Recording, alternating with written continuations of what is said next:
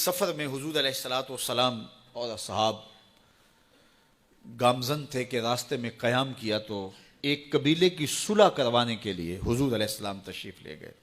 وہاں کچھ تاخیر ہو گئی تو صحابہ نے حضرت ابوبکر صدیق کو کہا کہ حضور رک گئے ہیں تو نماز کا وقت جا رہا ہے، آپ نماز پڑھا دیجئے. تو حضرت ابوبکر صدیق رضی اللہ تعالیٰ عنہ مصلی پہ کھڑے ہو گئے.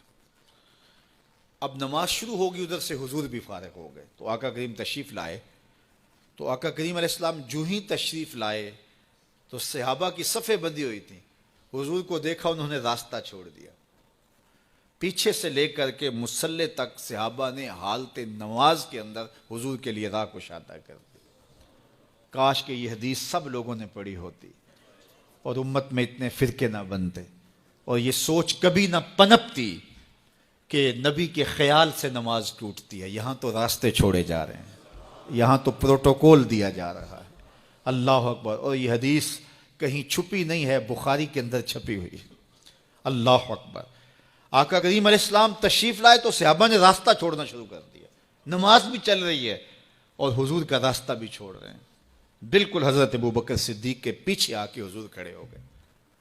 وابو بکر لا یلتفت یمینا ولا یسارا. جب آپ نماز پڑھتے تھے تو نہ دائیں دیکھتے نہ بائیں دیکھتے، پوری توجہ انہماک ہوتا. وہ اپنی کیفیات کے جہان میں ڈوبے تھے اور حضور آ کے پیچھے کھڑے ہو گئے. صحابہ نے اپنے ہاتھوں کی پشت پہ ہاتھ مارنے شروع کر دیے. مکعن و تس دیا قرآن نے. تالی لگانا، سیٹی مارنا یہ شیطانی اعمال ہیں، لیکن ہاتھ کی پشت پہ ہاتھ مار کے متنبع کرنا یہ مختلف مواقع کے اوپر یہ جائز ہے. تو اب جب حضور آ کے پیچھے کھڑے ہو گئے اور صحابہ سمجھے کہ حضرت ابوبکر صدیق ایک استغراق کے عالم میں ہیں، ایک کیفیت کے جہاں میں ڈوبے ہیں، تو انہوں نے اپنے ہاتھوں کی پشتوں پہ ہاتھ مارنے شروع کر دیے. تو حضرت صدیق اکبر سمجھ گئے کوئی غیر معمولی واقعہ ہو گیا. دیکھا پیچھے حضور کھڑے تھے. اللہ اکبر. تو حضرت صدیق اکبر مصلی سے سرک کے پیچھے آنے لگے تو آقا کریم نے اشارہ کیا رکو، نماز پڑھاؤ. سیدنا صدیق اکبر اس کے باوجود پیچھے آ گئے. کبھی ہوتا ہے حکم اور کبھی ادب آگے ہوتا ہے. اللہ اکبر. حضرت سیدنا علی المرتضیٰ رضی اللہ تعالی عنہ کو کہا نا حضور نے صلح حدیبیہ کے موقع پہ صلح نامہ لکھوایا جا چکا تو لکھا یہ محمد رسول اللہ اور قریش کی جانب سے ہے. تو عروہ نے کہا اگر محمد رسول اللہ مان لیں ہم تو پھر لڑائی کس چیز کی ہے؟ تو اس لیے محمد رسول اللہ نہیں، محمد بن عبداللہ لکھا جائے. تو وہ اس بات پہ بضد ہو گئے اور اگر ایسا نہیں ہوتا تو معاہدہ ٹوٹ رہا تھا.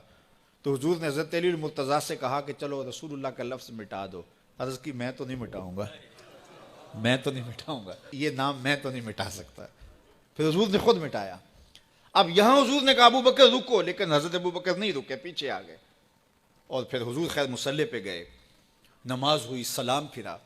تو حضرت ابو بکر صدیق رضی اللہ تعالیٰ عنہ کو حضور نے کہا ابو بکر جب میں نے کہا تھا تم رکے رہو تو تم کیوں پیچھے آئے؟ تو سنو حضرت ابو بکر نے کیا جواب دیا رضی اللہ تعالیٰ عنہ. کروڑوں سلام، لاکھوں عقیدتوں اور نیاز مندیوں کے خراج ان کی چوکھٹ پہ. عرض کرنے لگے ما کانا لابن ابی قحافہ ان یؤم رسول اللہ صلی اللہ علیہ وسلم. حضور ابو قحافہ کے بیٹے کی جرت کب ہوئی کہ رسول اللہ کے آگے کھڑا ہو کے نماز پڑھائے؟ یہ ابو قحافہ کے بیٹے کی ہمت کب ہوئی کہ رسول اللہ کے سامنے کھڑا ہو کے نماز پڑھائے؟ تو ادب پہلا کرینہ ہے محبت کے کرینوں میں. حضرت ابو بکر صدیق رضی اللہ تعالی عنہ نے اگر حضور علیہ الصلوۃ والسلام کی اطاعت اور حضور کی محبت، ادب، فرما برداری اور جان ساری کے انوکھے باب رقم کیے ہیں، لیکن حضور نے بھی ان کو جو اعزازات دیے. ایک خاتون آئی مسئلہ پوچھنے، آقا کریم نے فرمایا پھر آ جانا. اس نے کہا پھر آؤں اور آپ نہ ملیں؟ تو کہا میں نہ ملوں ابو بکر تو ملیں گے نا. اللہ اکبر. تو اپنے بعد اشارہ دے دیا ان کی طرف کہ میرے بعد میرا نائب ابو بکر ہے.